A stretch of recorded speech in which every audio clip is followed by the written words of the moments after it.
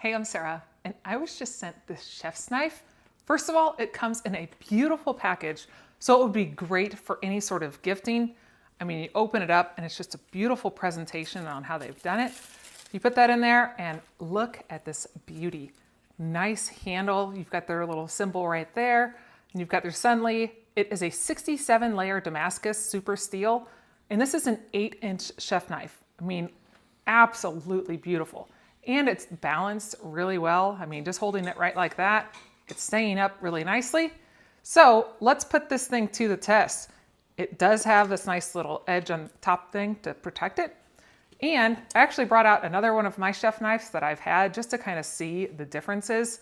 This one is already broken. I mean, it was just kind of junky on the top and not real sharp. You got a lot of scratch marks and everything. This one, I mean, it's just kind of like a solid piece. This isn't a separate whole thing on there, so that's really nice. And this handle feels really good in your hand compared to this one that's kind of sticky and broken.